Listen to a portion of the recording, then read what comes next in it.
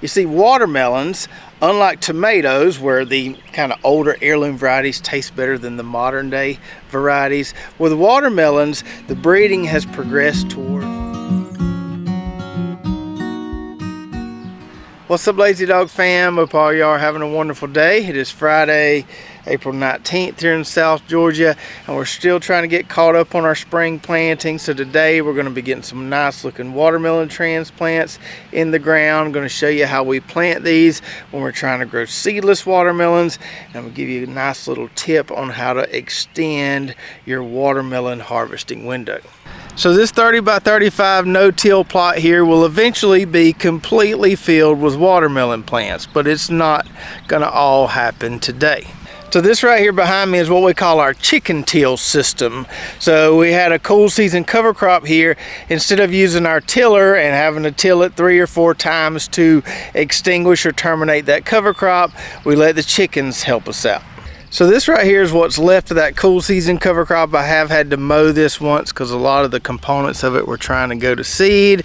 This is what it looks like after the chickens sit on that right there for 2 days. You can see they clean it up pretty dang good. And so then we take the wheel hoe and go through that once, wait a few days, go through it once again, and that's how we get this right here.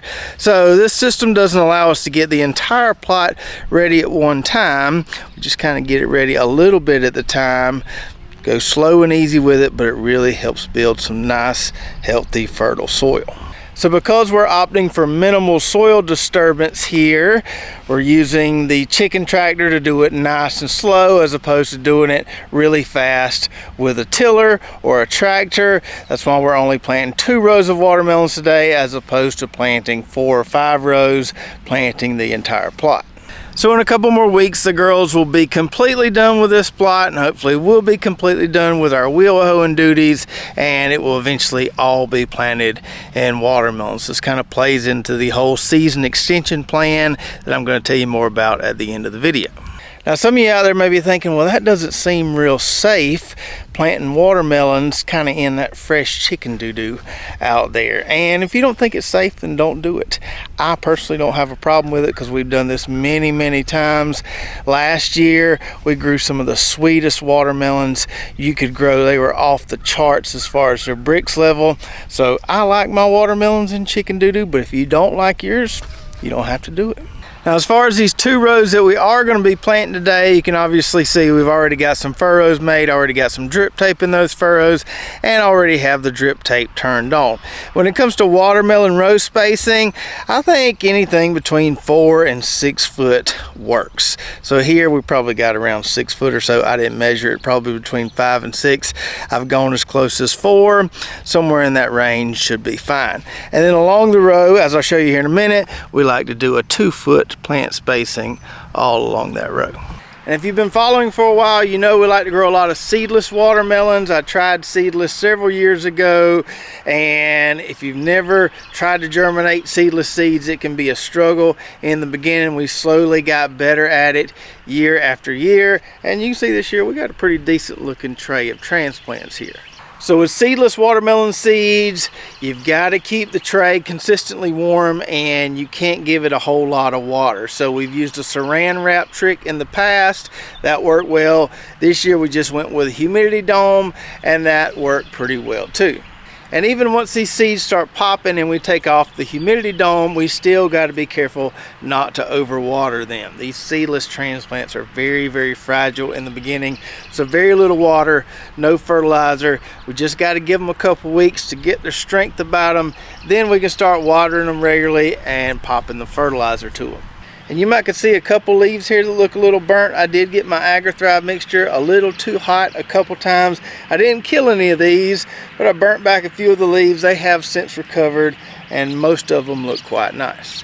So in our tray here, we've got 3 different varieties. We've got a red seedless variety called Cracker Jack. Grew that one last year. Phenomenal, really sweet and good. We've got an orange seedless variety called Orange Crisp. Grew that one 2 years ago. Really enjoyed that one as well.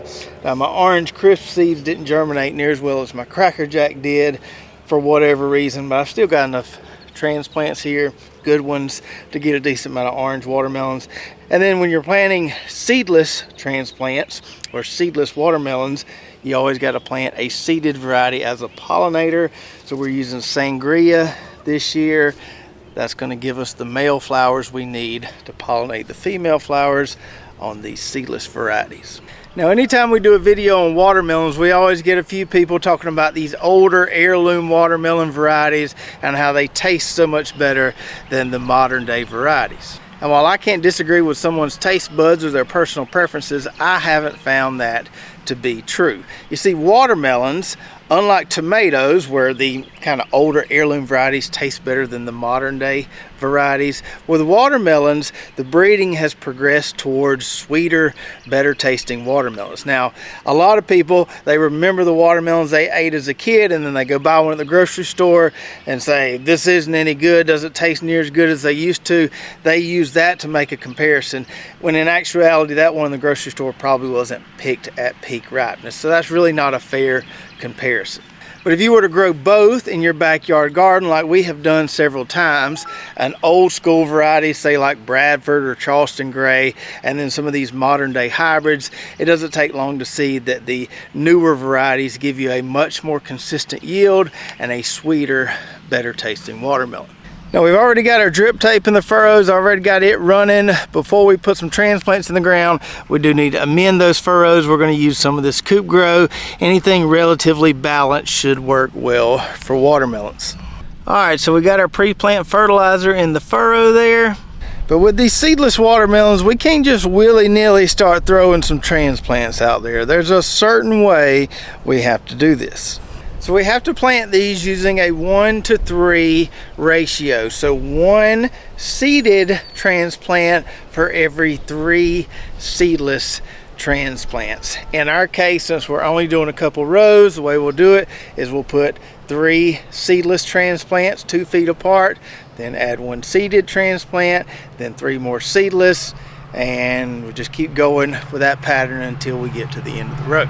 Now, if you're kind of like I am with these orange seedless watermelons here, and you didn't get as many germinated as you would have liked, you can put more seeded transplants in the ground. So you could have 2 seeded for every 3 seedless. That might be what I have to do with these orange ones here, but you at least got to have 1 seeded for every 3 seedless. That's going to give you those male flowers you need to pollinate the female flowers on the seedless watermelons. And if you're doing a huge field of these, one way you could also do it is plant 3 rows of seedless and then 1 row of seeded. I know some of the commercial guys do it that way. So you can do that 1-to-3 ratio along the row or do it as rows. So I like to take my time when doing this to make sure I get it right. You don't want to get your ratios all mixed up here and misplant the wrong type. So I went and grabbed 3 Cracker Jack seedless transplants, got those 2 foot apart. Now I'll walk back over there to my tray, grab me a seeded transplant, put it beside that one, and then keep working on our pattern till we get to the end. And so I wait until I get them all laid out there along the row with the correct ratio in the correct order, and then I'll scoot down and plant them all. So I've already got these transplants sitting right on top of a drip emitter, so basically all we have to do is just situate them upright and cover them up a little bit. I'm planting them a little bit deep because they're a little tall. That right there should be good. We'll just scoot along here. Get them all nice and snug in the soil there.